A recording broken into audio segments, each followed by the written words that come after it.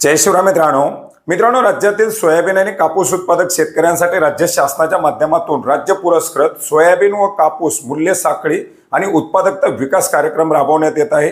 1000 कोटी रुपयाच्या तरतुदीसह विविध पायाभूत सुविधांची निर्मिती असेल, मूल्य साखळीचे विकास असतील किंवा उत्पादकता वाढवण्यासाठी केले जाणारे प्रयत्न असतील, याच्यावरती एक विशेष कार्यक्रम हा आखण्यात आलेला आहे। आणि याच्याच अंतर्गत 2024 या वर्षामध्ये शेतकऱ्यांना बॅटरी ऑपरेटर स्प्रेअर अर्थात बॅटरी ऑपरेटर फवारणी यंत्र किंवा कापूस साठवणूक बॅग याच्याच बरोबर काही महत्त्वाच्या बाबींचा वाटप करण्याचा शासनाच्या माध्यमातून प्रयत्न केला गेला आणि याच्याच अंतर्गत शेतकऱ्यांकडून मोठ्या प्रमाणात अर्ज देखील मागवण्यात आलेले होते।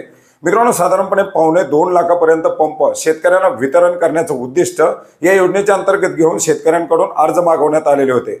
सुरुवातीला शेतकऱ्यांच्या माध्यमातून अर्ज केल्यानंतर प्रत्येक शेतकरी याच्या अंतर्गत पात्र होईल अशा प्रकारची अपेक्षा होती। 100% अनुदानावरती अर्थात शेतकऱ्यांना या मोफत फवारणी यंत्राचं वाटप केलं जाणार होतं। परंतु आपण याच्यामध्ये पाहिलं, सुरुवातीला एक टप्प्यामध्ये अर्ज करण्यासाठी मुदतवाढ देण्यात आली, याच्यानंतर पुन्हा 14 ऑगस्ट पर्यंत मुदतवाढ देण्यात आली, 21 ऑगस्ट 31 ऑगस्ट अशा प्रकारे तब्बल 1 महिन्याचे अर्ज करण्यासाठी मुदतवाढ देण्यात आली आणि लाखो शेतकऱ्यांच्या माध्यमातून 100% अनुदानावरती या बॅटरी ऑपरेटर फवारणी यंत्राकरता अर्ज करण्यात आलेले आहेत। आता शेवटी अशी परिस्थिती झाली की देण्यात येणाऱ्या पंपाचं उद्दिष्ट याच्यापेक्षा कित्येक तरी पटीने शेतकऱ्यांच्या माध्यमातून या बॅटरी ऑपरेटर फवारणी यंत्रासाठी मागणी करण्यात आलेली आहे आणि याच पार्श्वभूमीवरती आता सर्वांना पंप मिळेल अशा प्रकारची जी काही अपेक्षा होती, शक्यता होती, ती कुठेतरी मावळली आहे आणि याच्यामधून आता शेतकऱ्यांची लॉटरीद्वारे निवड केली जाईल आणि लॉटरीद्वारे निवड करून पात्र झालेल्या शेतकऱ्यांना 100% अनुदानावरती अर्थात मोफत या बॅटरी ऑपरेटेड फवारणी यंत्राचं वितरण राज्य शासनाच्या माध्यमातून केलं जाणार आहे।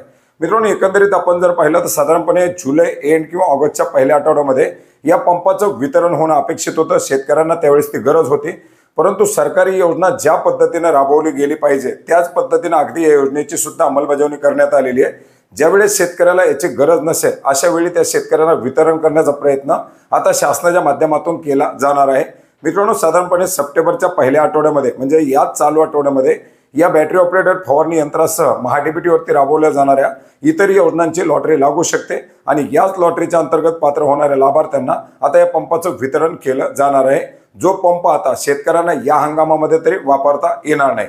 तर मित्रांनो, अशा प्रकारे बॅटरी ऑपरेटेड फवारणी यंत्राच्या लॉटरीच्या संदर्भात विचारल्या जाणाऱ्या प्रश्नाची ही एक महत्त्वाची अशी माहिती होती, जी आपणास नक्की उपयोग पडेल अशी आशा करतो। भेटूयात नवीन माहितीसह, नवीन अपडेटसह। धन्यवाद।